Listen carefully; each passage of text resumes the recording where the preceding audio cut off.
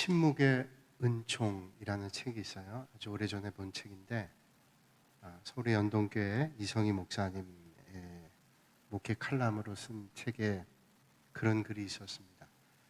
그 아버지가 아버님도 목사님이에요. 아주 유명한 목사님입니다. 그 옛날에 정말로 한국교회 초창기 때 미국에서 신약학을 하고 공부하고 오셔서 신구약 주석 또 외경까지 주석을 다 쓴 그런 목사님이죠. 그래서 한국교회 요즘에 이제 새로운 신진학자들이 많지만 예전에 공부한 목사님들은 거의 그분의 주석을 안 본 분이 없을 정도로 그런 목사님입니다. 그 목사님이 이제 80대 후반에 하나님 부름 받으셨는데 그 돌아가시기 한 1년 동안을 이 목사님께서 돌봐드렸다 그래요. 병원에 가까이 모시고 왔다 갔다 하시면서 아침 저녁으로 뵙고 안부 묻고 그랬는데 그 아버지 목사님이 하루는 아침에 얼굴이 환해 계시더라고요. 그래서 아버지 뭐 지난밤에 좋은 일 계셨어요? 아버지 목사님 말씀하시기를 내가 어제 천국을 봤다 그렇게 얘기를 하시던 거예요. 천국을 보셨대요. 아드님 목사님이 궁금하잖아요. 아버지 천국이 어때요? 궁금하죠? 천국이 어때요? 천국을 조금이라도 볼 수 있다면 우리가 천국을 소망하면서 가는데 얼마나 힘이 나겠어요? 천국이 어때요? 라고 물으셨는데 아버지 목사님이 아들 목사를 이렇게 보더니 빙그레 씩 웃으시더랍니다. 그게 전부였대요. 빙그레 씩 웃으시고 그 모습 속에서 천국이 어떻다는 것을 느꼈대요. 더는 아버지 어때요? 묻지 않았죠. 아버지가 말씀해 줄 것 같으면 웃기만 했겠어요? 다 말씀해 줬겠죠. 천국은 빙그레 웃음이 나올 정도로 좋은 그런 천국이죠. 근데 그 천국에 어떤 믿음으로 가느냐 이게 참 중요한 거 아니겠어요?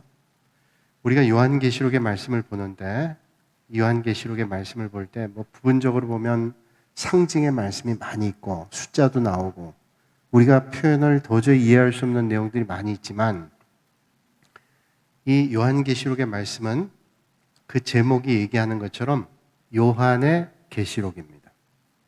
요한이 겪었던 하나님의 계시의 말씀이에요. 계시라고 하는 말은 열어서 보여준다 하는 그런 뜻을 가지고 있습니다. 열어서 보여준다. 우리가 천국에 대한 일들, 하나님의 역사에 관한 일들을 알 수 없어요. 그런데 우리가 알 수 있는 방법은 딱 한 가지가 있는데 하나님께서 열어 보여주시면 열어 보여주시는 것만큼 볼 수가 있어요. 그러니까 요한계시록은 하나님이 열어 보여주신 것을 요한이 본 겁니다. 요한계시록은 요한이 본 거예요.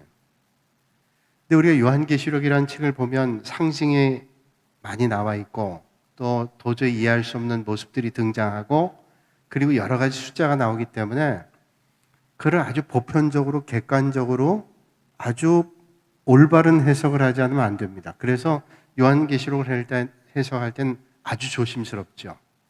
또 많은 이단들이 거기 숨어 있기 때문에 잘못하면 이단적 해석에 넘어갈 수도 있어요.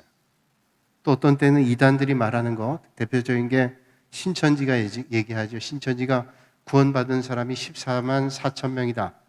요한계시록 15장에 이제 나타나는데 14만 4천 명이 구원받는다라고 하는 그 숫자가 과연 산술적인 숫자냐? 딱 14만 4천 명이 구원받냐? 아니라는 거죠. 상징적인 숫자입니다. 상징적인 숫자. 하나님께서 구원하시는 그 상징의 숫자인데 그래서 신천지에도 14만 4천 명이 구원받는다 그랬는데 어느덧 14만 4천 명이 넘었어요. 그래서 14만 4천 명이 넘으면서 저희들의 교리가 조금 수정되죠. 우리 교리가 잘못된 게 아니라 제대로 믿는 사람 신천지 교인들 14만 4천 명이 구원받는다. 그런 사람들 어떤 전도를 많이 해야 된다는 거예요. 그래서 기존 교회 교인들 세상에 하나님 알지 못한 사람들을 끌어다가 잘못된 신앙으로 이끌죠. 신천지의 포교 전략입니다. 거기 안에 있는 사람들은 잘 모르죠. 또 우리가 믿음의 길을 건다 할지라도 신앙의 기본적인 진리와 틀을 잘 모르면 현혹될 수도 있습니다. 그래서 우리가 하나님 말씀을 힘써 배워야 될 이유가 거기 있어요. 잘못된 진리를 따르면 우리가 천국 길을 놓쳐버리잖아요. 올바른 길 가기 위해서 하나님의 말씀을 잘 배워야 되는 겁니다. 자, 그러니까 요한계시록은 요한에게 보여주신 하나님의 계시의 말씀, 하나님께서 열어 보여주신 계시의 말씀인데, 로마의 11대 왕이었던 도미티안이라고 하는 사람이 있습니다. 그때 이제 주후로 얘기하면 한 81년에서 96년까지가 그가 통치했던 시대인데, 그때 아주 박해가 심했어요. 로마 황제 10명이 아주 박해가 심했는데, 그 가운데 하나 11대 도미티안 황제 때 많은 사도들이 다 죽임당했어요. 거의 다 모든 사도가 죽었습니다. 예수님 따랐던 제자들 다 순교의 길을 걸었죠. 사도 요한은 반모섬에 유배가 됐습니다. 유배되어 있을 때 하나님의 계시의 말씀을 사도 요한에게 주신 겁니다. 그래서 그 요한의 말씀을, 하나님이 주신 계시의 말씀을 우리에게 전해주고 있는 거예요. 그래서 요한계시록 1장 1절을 말씀 보면 이렇게 말씀하고 있죠. 예수 그리스도의 계시라, 하나님께서 보여주신 계시의 말씀, 그분이 열어서 보여주신 계시의 말씀. 그러면서 요한계시록 1장 1절 하반절에 요한에요, 요한에게 보내어 알게 하신 것이다, 그렇게 말씀합니다. 그러니까 이건 하나님의 계시입니다. 하나님 보여주신 거예요. 그러니까 요한계시록의 말씀을 잘 보면 하나님께서 보여주신 게 뭔가를 요한에게 알려주신 것을 우리에게 말씀해 주시기 때문에 이 말씀을 잘 보면 이제 앞으로 어떤 일들이 있다라는 것을 알게 되는 것이죠. 로마가 그리스도인들을 많이 핍박했죠. 그래서 그리스도인들이 핍박당할 때 주후 1세기, 2세기 같은 경우에는 얼마나 많은 크리스찬들이 핍박받았어요. 그래서 이탈리아의 로마에 가면 카타콤베라고 하는 곳이 있죠. 예수 믿던 사람들이 핍박을 당해서 그 당시에 있었던 무덤에 들어가서 로마의 병사들의 눈을 피해서 예배드렸던 장소, 카타콤베라고 하는 것이 있습니다. 핍박이 얼마나 긴 세월 동안이었는가 하면 예루살렘 성전이 파괴되고 로마에 의해서 파괴가 됐죠. 그리고 주후 313년 콘스탄틴 대제가 로마의 국교는 기독교다라고 하는 파격적인 승인이죠. 그렇게 압박했던, 그렇게 핍박했던 로마가 주후 313년에 콘스탄틴 대왕 때 기독교로 승인을 합니다. 그래서 그때 선포됐던 것이 밀라노 칙령이라는 거예요. 밀라노 칙령으로 이제 그리스도인들이 진정한 해방을 누리게 되죠. 그 역할에는 콘스탄틴 왕의 어머니였던 헬레나라고 하는 여인이 아주 유명하죠. 로마에 가면 헬레나 성당이 많습니다. 어머니, 그 어머니를 통해서 아들 콘스탄틴 대제가 예수님을 알게 됐다, 많은 분들이 얘기를 해요. 그 어머니 역할이 얼마나 중요한가를 보게 되죠. 근데 나중에 또 기회 되면 말씀드리기로 하고요. 그런 핍박의 시대를 겪으면서 하나님께서 사도 요한에게 반모섬에서 하나님의 앞으로 있을 일들을 보여주셨어요. 하나님이 보여주신 것만큼 우리는 아는 겁니다. 하나님의 말씀을 우리가 따라가는 거죠. 하나님 말씀을 넘어서면 안 됩니다. 하나님께서 말씀하신 것만큼 우리가 아는 거예요. 짐작하는 것이죠. 자, 그래서 대표적인 거잖아요. 예수님께서 언제 오시냐? 아무도 알 수 없어요. 성경은 말씀하시기를 심지어 하나님이신 예수님조차도 마지막 때를 알지 못한대요. 주님 오신 날을. 그 말은 뭐냐면 언제 오시는가 하는 것보다 더 중요한 것은 종말 의식을 가지고 매 순간 어떤 믿음의 자리에 있는가 하는 것이 중요하다는 말씀이죠. 자, 시간이 많이 갔기 때문에 제가 이제 우리가 창세기하고 요한계시록 첫 번째 책과 마지막 책을 번갈아 보잖아요. 이게 참 힘겨운 일이지만 좋은 훈련이기도 합니다. 처음과 나중을 한 번에 볼 수 있다. 참 좋은 조명을 할 수 있는 일인데 우리가 또 몇 주 지나고 보고 몇 주 지나고 보니까 제가 다시 한번 복습하는 거예요. 자, 요한계시록은 22장으로 되어 있습니다. 22장으로 되어 있는데 22장 21절이 끝이죠. 그 22장을 한번 우리가 머릿속에 정리해 보는 것이 지금 우리가 어디쯤 가고 있는가를 알 수 있는 거예요. 자, 1장에는 사도 요한이 반모섬에서 계시의 말씀을 받는 겁니다. 그래서 요한이 환상을 통해서 계시를 본 것이고, 요한계시록 2장과 3장에는 지상에 있는 교회에 대한 말씀을 쭉 말씀해 주고 있어요. 그래서 에서버두 사빌라 그렇게 불리는 에베소 교회, 버가모 교회, 서머나 교회, 두아디라 교회, 사데 빌라델비아, 라오디게아 교회 7 교회를 말씀해 줍니다. 이게 이 땅에 있는 교회예요. 사도 요한이 계시의 말씀을 받고 지상에 있는 교회들을 말씀해요. 칭찬받은 교회도 있고 책망받은 교회가 있습니다. 또 책망과 칭찬 다 받은 교회도 있어요. 세상의 모든 교회가 7교회 안에 들어갔다 이렇게 볼 수 있어요. 그래서 우리는 어떤 교회가 될까를 이제 7교회를 보면서 우리는 어떤 교회가 돼야 되겠다라는 다짐을 해보게 되죠. 지상의 교회는 완전하지 않습니다. 왜 완전하지 않냐? 거기에 모여있는 사람들이 완전하지 않기 때문에 완전하지 않아요. 자, 그러고 난 다음에 4장, 5장에는 이제 지상의 교회 이야기가 끝난 다음에 요한이 천상의 예배 장면을 보게 됩니다. 하늘을 하나님께서 열어 보여주시는 거예요. 천상의 예배 장면을 보게 되는 것입니다. 4장과 5장에는 천상의 예배, 쫙 예배를 드리는데 거기에 장로님들이 쫙 앉아있고 거기에 찬송하는 사람들이 찬송을 부르고 아마 우리가 완벽하게 알 수 없지만 요한계시록의 말씀을 통해서 하나님 앞에 나갈 때 그런 현상들이 나타날 거예요. 아마 그런 모습들이 있을 겁니다. 그리고 난 다음 6장부터 22장까지의 말씀에는 마지막 때 있을 일들에 대해서 예언하는 말씀, 마지막 때 임하게 될 말씀들, 장차 있을 일들에 대해서 말씀해 주고 있습니다.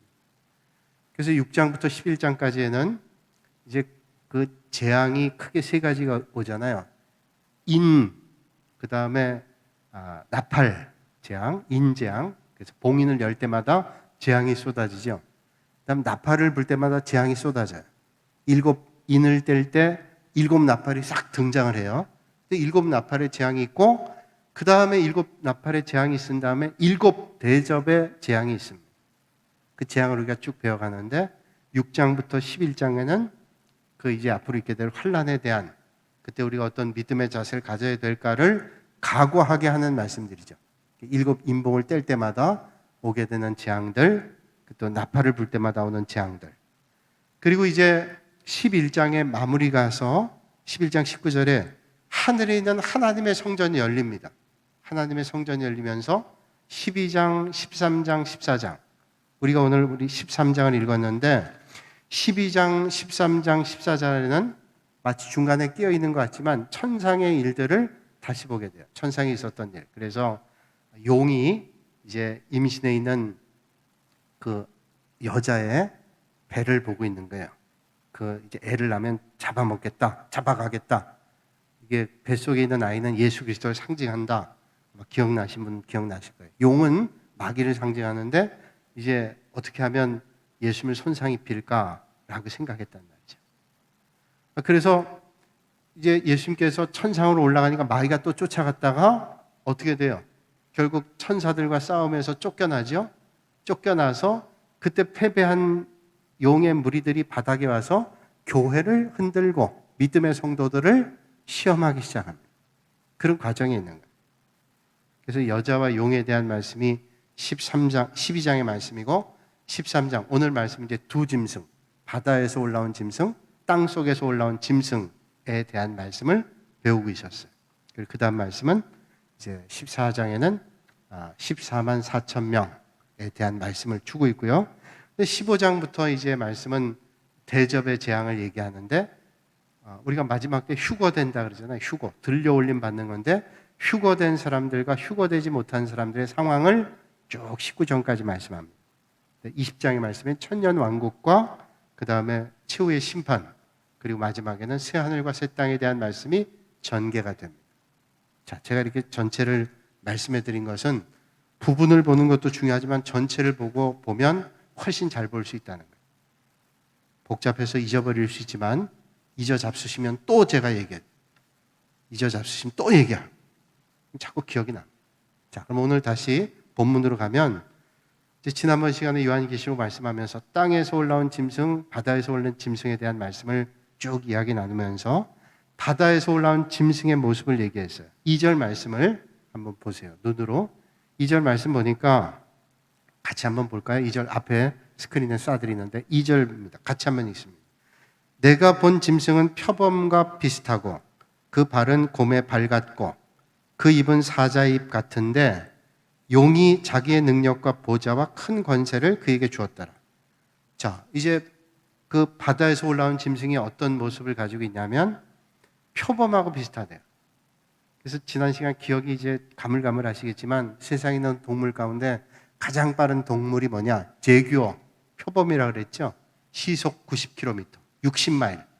상당히 빨라요. 마귀가 우리를 공격할 때 느슨하게 공격하지 않습니다. 어떤 때는 전광석화와 같이 빠르게 공격해요. 이게 표범, 마귀의 공격 같다는.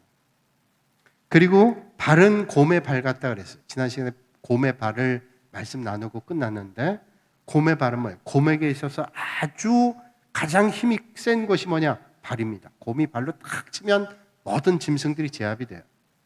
그러니까 곰, 발, 에너지의 근본이죠. 그래서 그 표범은 아주 빠른 공격을 한다면 곰의 발은 아주 강력한 힘을 가지고 제압을 하는 공격이에요. 그 다음에 사자입 같다 그랬습니다. 사자입. 이제 오늘 사자입부터 봐야 되는데 사자는요 이빨이 4개가 아주 강하답니다. 사자가 한번 물면요 얼마나 센 이빨인지 이 사자의 이빨이 한번 탁 물기 시작하면 이게 관통을 한답니다. 윗이빨과 아랫이빨이 4개가 콱 물기 시작하면 절대로 안 빠진다. 이게 관통을 해요. 그러니까 완전히 쪼개지는 겁니다. 사자입이 한번 물리면 이게 물리는 정도가 아니라 떨어져 나가는 거예요. 그렇게 강렬하다는 거예요. 마귀가 아주 날쌔게 공격하고 마귀는 곰의 발처럼 탁 치면 뭐 다 날아갈 정도로 그런 강력함이 있고 사자입처럼 날카로운 이빨로 한번 물면 쪼개지고 끊어질 정도의 강력한 마귀는 호락호락한 존재가 아니라는 것을 말씀해 주고 있죠. 바다 위에서 올라온 짐승 그렇다는 거예요. 자, 그래서 이런 마귀의 모습을 보면서 우리가 깨닫게 되는 건 뭐냐면 우리 그리스도인들이 마지막 때 다가오게 될 때 이런 위협이 있다는 걸 알고 우리는 두렵고 떨리니까 믿음 생활하지 말자 이게 아니라 단단한 마음을 가져야 돼요. 허리를 동이고 근신하는 마음으로 우리가 느슨한 믿음 생활 하면 안 됩니다. 여러분 코로나 상황에 웬만한 믿음 가지고 예배드리기 힘들어요. 내가 혹시 예배당 갔다가 세상 사람들이 말하는 것처럼 코로나 오면 어떡하나? 그것 때문에 또 비난받으면 어떡하나? 이런저런 생각할 게 너무너무 많은 거예요. 근데 마트에 가서 뭘 사기도 하고 뭐 어디 가서 뭘 하기도 하고 하는데 예배당 가는 것만 아주 예민한 상황이 있어요. 더는 얘기 안 하겠어요. 그런데 이제 마지막 때 우리가 믿음을 지키고 산다는 게 점점 쉽지는 않다라고 하는 거예요. 생활이 여유롭고 풍요해질수록 시험거리가 많습니다. 옛날엔 주일학교 가서 예배 드리는 게 얼마나 기쁘고 교회 가면 세상에 못 보던 건 많이 보던 시대였는데 이제는 교회 가서 뭐 배우는 것보다 세상에 배울 게 따라갈 게 좋은 게 얼마나 많은지 현혹되는 거예요. 자, 그래서 이런 예고의 말씀을 오늘 우리에게 주고 있는 거 아닐까요? 자, 이 짐승 같은 마귀의 권세가 어떠냐? 4절에 말씀하고 있습니다. 4절에 이 권세가 어디서 왔냐면 용은 마귀를 상징하랬죠. 용이 짐승에게 권세를 주므로 용에게 경배하며 짐승에게 경배하여 이르되 누가 이 짐승과 같으냐? 누가 능히 이와 더불어 싸우리요? 또 짐승이 과장되고 신성모독을 말하는 입을 받고 5절이요. 그 다음에 짐승이 입을 벌려 하나님을 향하여 비방하되 그의 이름과 그의 장막 곧 하늘에 사는 자들을 비방하더라. 자, 마귀는 비방을 해요. 괴롭게 할 뿐 아니라 비방을 해요. 누구를? 예수 믿는 사람들을 비방합니다. 여러분 예수 믿는 사람들이 세상에서 칭찬을 받기도 하죠. 예수 믿는 사람들은 참 신실한 분들이야. 칭찬받죠. 근데 예수 믿는 사람들이 다 칭찬받나요? 예수 믿는 사람들이 온전하게 살고 좋은 믿음의 길을 걸어요. 그런데도 칭찬받지 못할 때 있어요. 왜? 우리와 똑같지 않다고 자기들하고 똑같이 살아야 칭찬할 것 같죠? 좀 술도 좀 마시고 담배도 피우고 그렇게 좀 융통성 있게 믿음 생활해야 돼. 너무 앞뒤 꽉 막히게 믿음 생활 하면 안 돼. 그러고서 하잖아요. 똑같아지면 너 엉터리구나. 아무것도 아니구나. 그래서 소금이 맛을 잃으면 밖에 나가 밟히는 겁니다. 근데 세상은 그렇게 우리를 미혹하는 거예요. 그러니까 우리가 그럴 때일수록 돌바른 믿음의 자리에 있어요. 주초 문제 같은 기본적인 것뿐 아니라 우리가 어떤 믿음의 양태를 가지고 사느냐라는 것은 아주 중요하다는 거예요. 비방을 해요. 그러니까 마귀는 믿음의 성도들을 회방하고 또 흐트러 놓고 하는 그런 힘이 있어요. 그러니까 그걸 알고 믿음의 성도들은 그런 시험에 빠지지 않아야 됩니다. 믿음의 성도들이 천국 향해 갈 때 마귀는 흩어져 놨습니다. 믿음의 성도들을 회방하고 넘어뜨리고, 자, 그렇게 한번 시험에 들기 시작하면요, 믿음의 길 걷는 게 참 힘들어요. 어떤 마을에 수박밭 하는 분이 있는데, 수박을 심어 놓으면, 이게 수박을 심어 놓으면 서리하는 사람들이 있어요. 그 장난처럼 하지만 농사 짓는 사람은 얼마나 그게 마음 아픈 일이에요. 뭐 한두 사람 서리해 가는 게 아니라 많이 간다는. 밤에 서리해 간 사람 많아가지고, 아, 정말로 마을 사람들이 믿기도 하고, 어떤 때는 도대체 누가 하냐, CC 카메라를 설치하기도 하고, 뭐 그러기도 해요. 옛날에 제가 새벽 기도 끝나고 저기 산에 월명산 운동하러 가다 보면, 거기 무슨 아파트인가요? 아파트 옆에 조그만 텃밭이 있는데, 거기 그런 글이 써 있더라고요. 밤에 뭐 캐간 사람, 뭘 캐갔다는데 기억이 안 나요. 뭐 캐간 사람 CCTV 다 찍어놨대요. 좋은 말로 할 때 갖다 놓으래. 안 그러면 고발한대요. 야, 얼마나 속상하면 그럴까. 근데 제가 거기 몇 번 다닐 때 계속 붙어 있는 건데 아직도 안 찾았고, 그분은 마음이 좋아서 CCTV를 공개 안 한 것 같아요. 그러니까 그 참 속상한 일이라고요. 그러니까 수박밭에 수박을 자꾸 서리해 가니까 이 주인이 어떻게 할까 하다가 거기다 써붙였어요. 여기에 주인만 알고 있는 수박에 독약을 넣어놨다. 주인백 이렇게 써놨어요. 그러니까 수박밭에 아무리 수박이 수천 개 있어도 주인이 알고 있는 수박 하나에는 독약이 들어있다니까, 아, 그거 보고는 먹을 수 있는 강심장이 없는 거예요. 그 다음부터는 수박밭에 서리를 안 하는 겁니다. 그래서 야, 이거 됐다. 좋은 방법이구나. 그렇게 생각해서 주인만 알고 있으니. 근데 일주일 뒤에 그 밑에 하나가 더 붙었습니다. 뭐라 붙었는가 하면, 여기 수박밭에 수박 2개 독약이 들어갔는데 하나는 주인이 알고 있고 하나는 나만 한다. 도둑백. 이렇게 써요. 그러니까 어떻게 됐어요?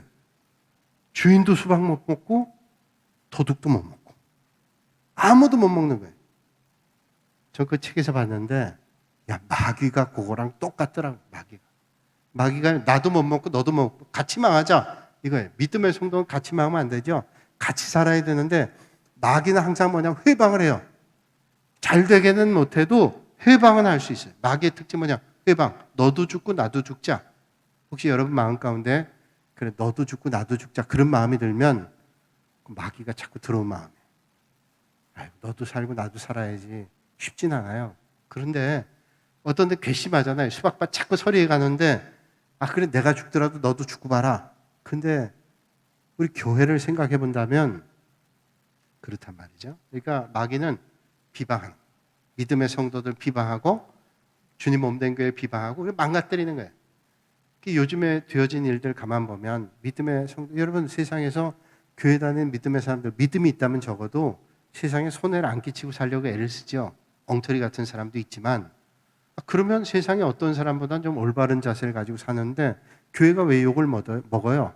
그런 것도 있어요. 또 세상이, 아유, 믿는 사람은 좀 제대로 믿어줘야 우리가 좀 덕보고 살죠. 덕보고 싶은 마음도 있어요. 우리가 좀 덕보게 해줘야지. 우리가 이 땅에 교회가 있기 때문에 세상 사람들이 덕을 본다. 얼마나 복 있는 거예요.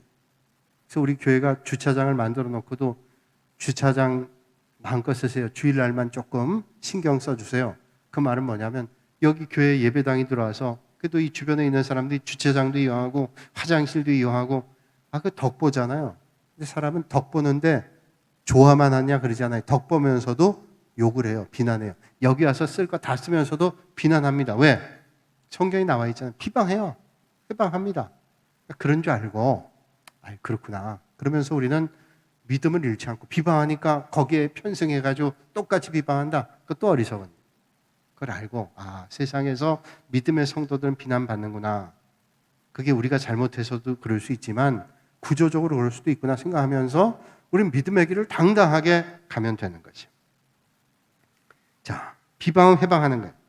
여러분, 우리가 이렇게 하나님 앞에 나와 예배 드리는데요, 회방하려고 마음먹으면 얼마든지 회방돼요. 여러분, 예배 드리고 있는데 누가 와서, 누군가 저기 서가지고 자꾸 딴소리하고 왔다 갔다 하고, 그리고 뭐 소리 지르고 이상한 행동하고 그러면 예배 당장 집중이 안 되잖아요. 지금 열심히 여러분 듣고 있는데 누가 갑자기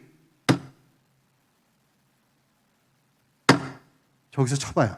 그러면 짜증이 나가지고 다 쳐다볼 거 아니에요. 그러니까 회방은 쉬워요.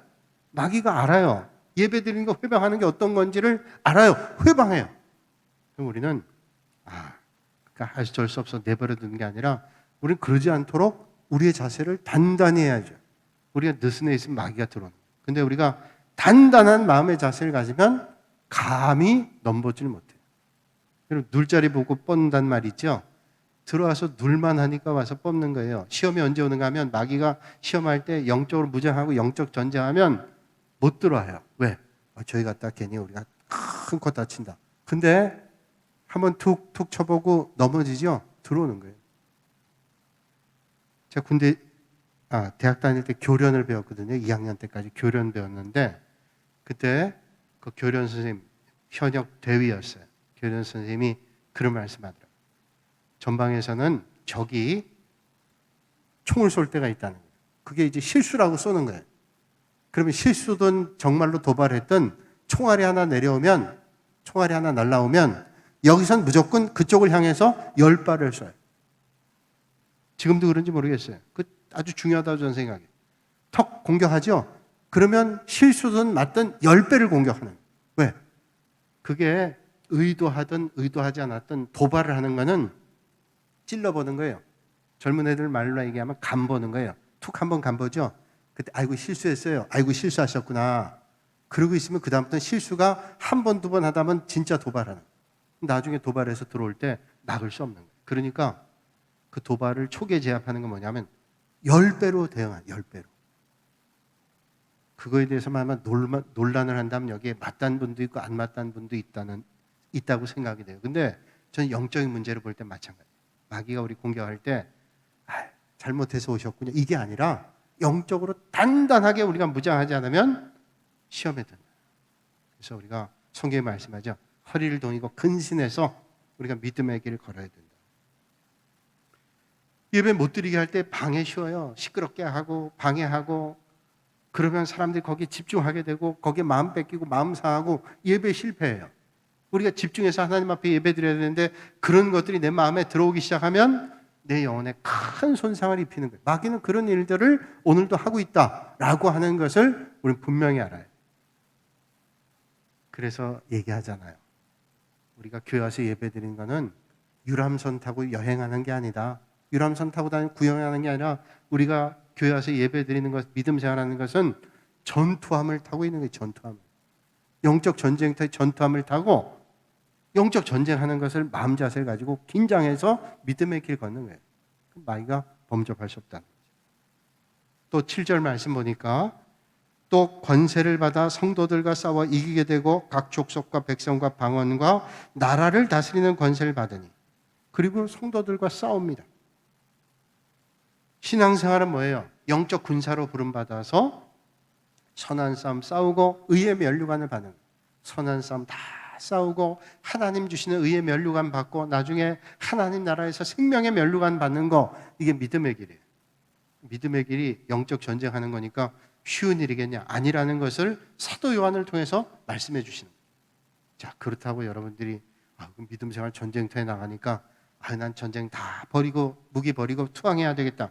그럼 망하는 길로 가는 거예요. 우리는 올바른 길에 들어섰어요. 그러니까 올바른 믿음의 각오를 가지고 열심히 경주해야 되는 거예요. 자, 그런 다음에 8절에 이런 말씀하죠. 죽임을 당한 어린 양의 생명책에 창세 이후로 이름이 기록되지 못하고 이 땅에 사는 자들은 다 그 짐승에게 경배하리라. 자, 어린 양의 생명책, 구원책이라고 얘기할 수 있죠. 거기 기록되지 못한 사람들은 어떻게 돼요? 다 짐승에 경배한다. 다 굴복하는 거예요. 예수를 단단하게 믿고 믿음의 길 걸으면 상대방에게 핍박과 어려움 받으니까 내가 대충 이쪽도 눈치 보고 저쪽도 눈치 보고 그래서 회색지대에 있으면서 믿음의 길 걷겠다. 그러면 잘 사는 거 같죠? 절대로 그렇지 않아요. 제가 언젠가 설교할 때 그런 말씀 드렸죠? 미국에 남북전쟁이 있을 때 북군과 남군의 중간에 끼어있는 마을에 사람들이 북군이 오면 북군에게 치이고 남군이 오면 남군에게 치니까 어떻게 할까 하다가 위에 상의는 북군 옷 입고 아래 바지는 남군 옷 입고 싹 죽었대. 왜 죽어요? 위에 북군 옷을 입고 있으니 남군이 북군이라 생각하고 죽이고 바지는 남군 옷 입고 있으니까 북군이 남군 옷 바지를 보고 또 죽이고 회색은 죽는 거예요. 믿음 생활은 그러면 안 돼요. 분명한 마음 가지고 심지를 가지고 믿음의 길 걷는 거죠. 그래서 구원받지 못한 사람들은 어떻게 돼요? 핍박이 두려워서 다 짐승에게 경배합니다. 이 짐승 뭐게? 바다에서 올라온 짐승, 이제 땅에서 올라온 짐승, 마귀죠. 마귀 세력에 굴복해요. 힘이 없어, 연약해. 어쩔 수 없잖아요. 그걸 굴복해요. 그래서 잘 되는 길이면 그렇게 하세요. 근데 그러면 영원히 멸망하는 길로 가는 거예요. 우리는 이 땅에 살지만 이 땅의 것이 전부라고 생각하지 않은 영혼을 향해 믿음의 길 걷잖아요.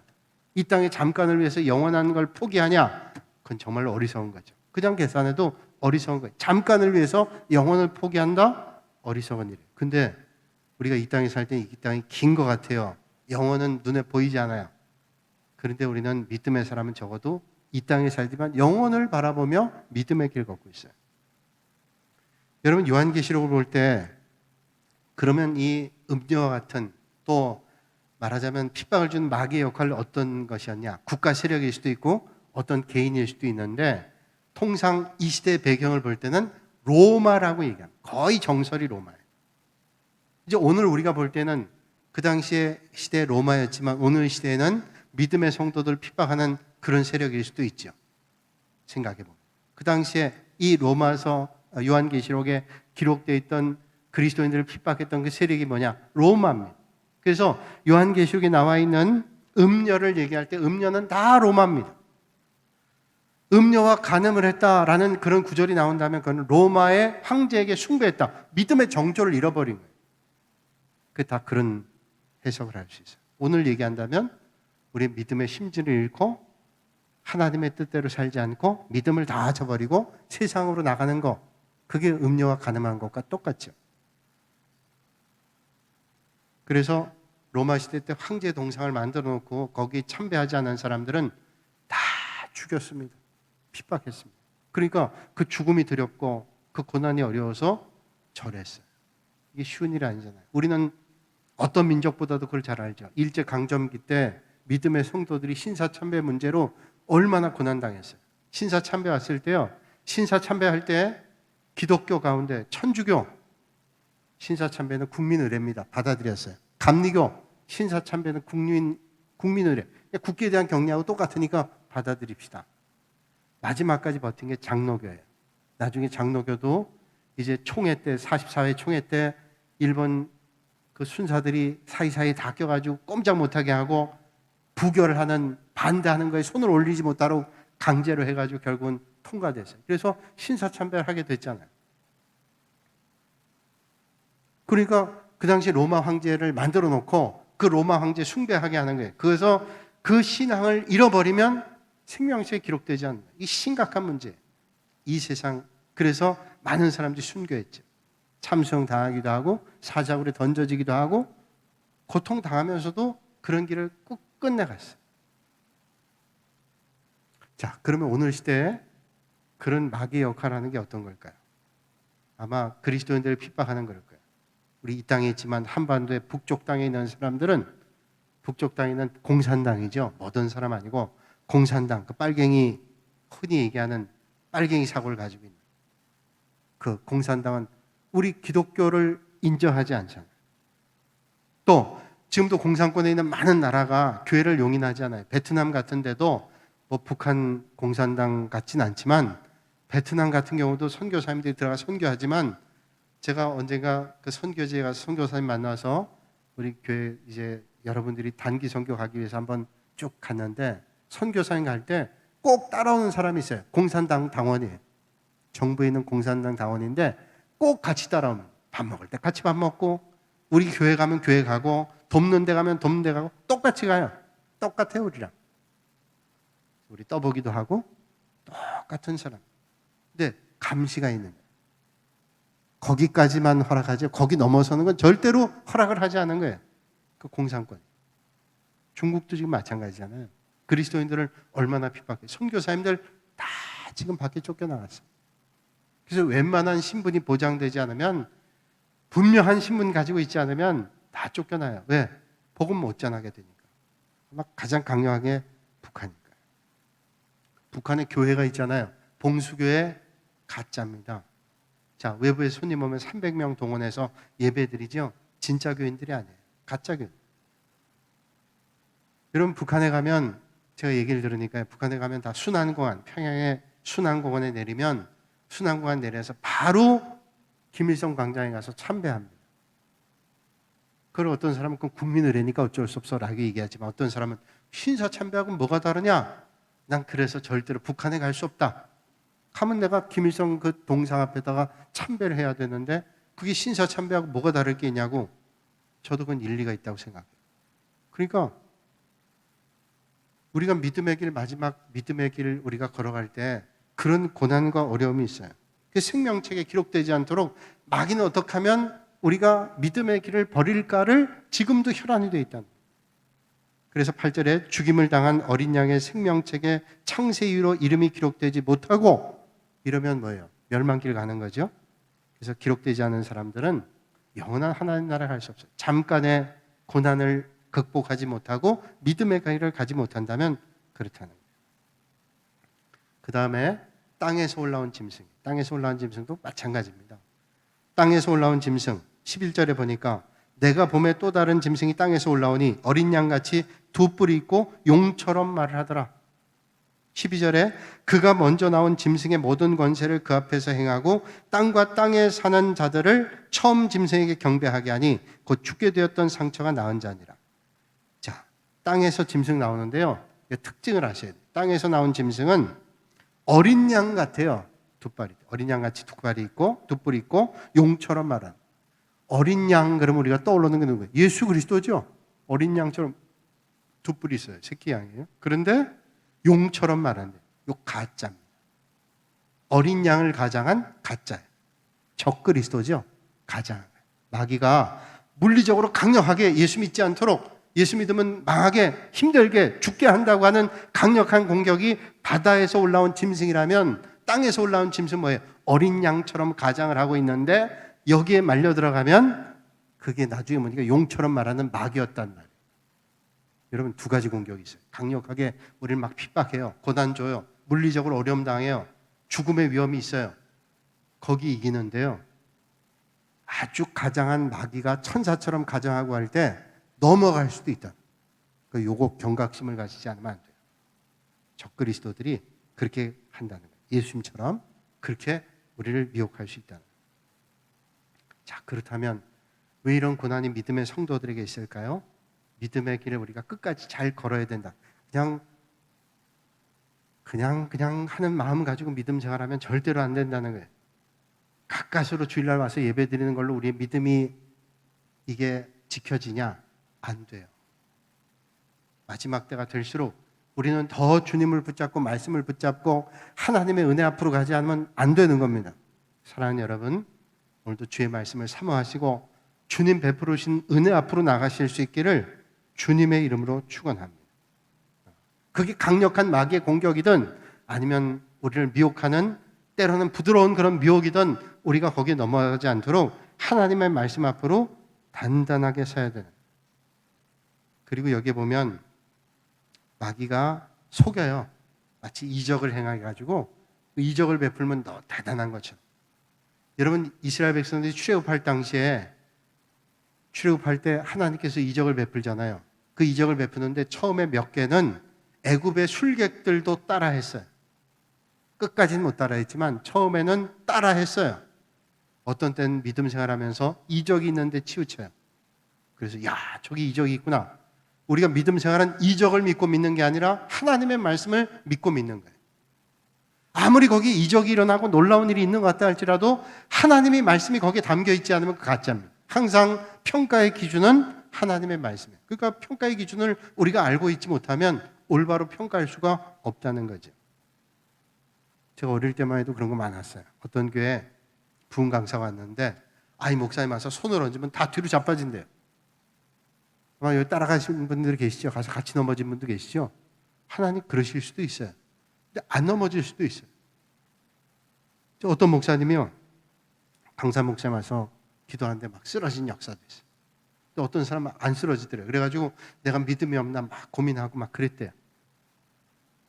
쓰러질 수도 있고 안 쓰러질 수도 있어요. 근데 그런 이적과 놀라움이 중요한 게 아니라 우리가 예수 그리스도를 믿는 것 자체가 기적이죠. 죽을 수밖에 없는 인생이 주님 만난 것 자체가 기적이에요. 성경 말씀이 우리에게 그런 말씀을 주고 있어요. 베드로가 물고기를 그물이 찢어지도록 잡은 것, 그 이적도 놀라운 일이지만 그 이적보다 중요한 것은 주님 말씀을 따라서 베드로가 고기를 잡으러 나갔다는 게 기적이에요. 주님 말씀 들은 게 기적이죠. 아니 내가 어부인데 예수님 목수인데 목수이신 예수님께서 말씀하신다. 그것 따른 것이 기적이지 고기 잡은 게 기적이 아니에요. 우리가 주님 말씀 따라가면 그 기적은 얼마든지 하나님의 뜻 가운데 일어나게 될 줄로 믿습니다. 사랑하는 여러분, 오늘도 믿음의 길 걸어가실 때 주의 말씀을 잘 배우시고 주의 말씀 따라서 우리의 삶의 자리에 역사하실 주님의 은혜를 만나실 수 있는 여러분들이 되시길 주님의 이름으로 축복합니다. 그리고 이제 666이 드디어 등장을 해요. 666. 666은 다음 주에 666 편으로 말씀 나누겠습니다. 기도하겠습니다. 거룩하신 아버지 하나님, 오늘도 이 밤에 저희를 불러주시고 마지막 때에 미혹하는 영, 또 우리를 핍박하는 영이 있다 할지라도 하나님의 말씀에 든든하게 서서 주의 말씀대로 살아갈 수 있는 결단 있는 삶을 살아가는 믿음의 성도들 되게 하시고 오늘도 힘겨운 믿음의 자리 있다 할지라도 하나님 힘주시고 은혜 주셔서 믿음의 길 잘 경주하여 생명의 면류관, 의의 면류관 다 받아 누리는 성도들이 되게 하여 주시옵소서. 예수님의 이름으로 기도하옵나이다. 아멘.